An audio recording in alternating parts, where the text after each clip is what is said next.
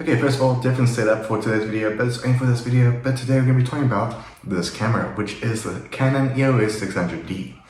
Now, not only are we going to cover some of the main things you should know about this camera, especially if you are someone that is starting in photography, but we'll cover everything you should know about this camera in 2025, because even though this is a camera that came out back in 2011, and I'm still shocked that this camera still holds up in 2025.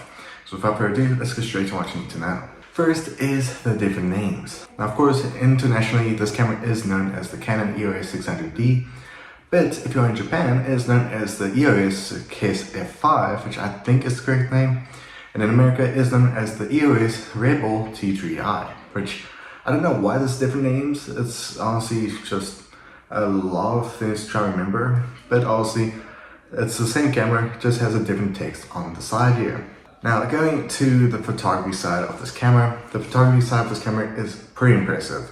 Now, not only is it a lot more easier when it comes to user-friendly in terms of changing some settings, adjusting the likes of your ISO, aperture, and so much more, it's very beginner-friendly, so it's one big tick for those I want you to get this for, of course, your own photography business. Now, something else I do have to point out is, of course, well, it does have different presets. So obviously, if you wanted to do more landscape photos, which I mean, I do enjoy doing those type of photos because honestly, some mountains do look pretty good, even though it's just a massive rock. But there's so many different modes, which is shocking that there's so many, especially since this camera is a lot older than most cameras out there, which is nice. Now, of course, you can currently see I do have the 55mm lens, which is one of the most common lenses when it comes to this camera. You'll probably find the Canon EOS 600D paired up with the likes of a 55mm lens.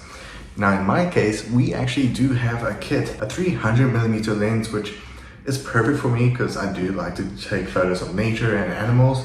So that was actually pretty nice to use. Now, in terms of my experience of using this camera, I've used it for different types of scenarios. Now, standard photography, like just taking photos of nature, cars, people, or even just animals, this camera is pretty good.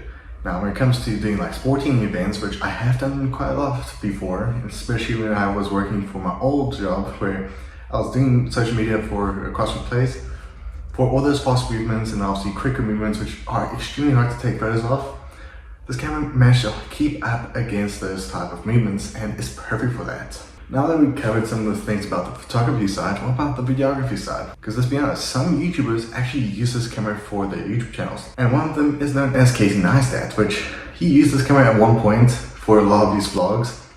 And I mean, good quality videos, so yeah. But this camera is able to record at 1080p, which is not too bad. And I mean, it makes sense. This camera was released 2011, 4K wasn't much of a popular option when it came to your standard cameras on the market, but of course most cameras in 2025 do in fact have 4K. Now, if you are someone that's looking for more of a different type aesthetic to your videos, 1080p is pretty good for you, and this camera does have a nice effect to it. But now let's talk about the pricing and where you can actually get this camera from. Now, you can get it from the likes of eBay, which is the most popular option to go for, but you can still get it on the likes of Amazon. Now, pricing for the Canon EOS 600D, you can purchase this camera for just over $300, which is not too bad, and does include the 55mm lens. And I've actually seen a lot of combos on Amazon where it includes the likes of a tripod, different lens filters, and it's just so many nice accessories, which is perfect for those that are just getting into photography or even videography. But honestly, let me know in the comments below, would you get this camera for yourself? Because let's be honest, it's a good camera for beginners, and I mean, if you're someone that does professional photography, would you actually recommend this to any other person that is either a beginner or just someone that wants to upgrade their camera to something that is not too bad? But I also hope you guys enjoyed. See you guys in this video. Be safe as always and have a great day. Bye.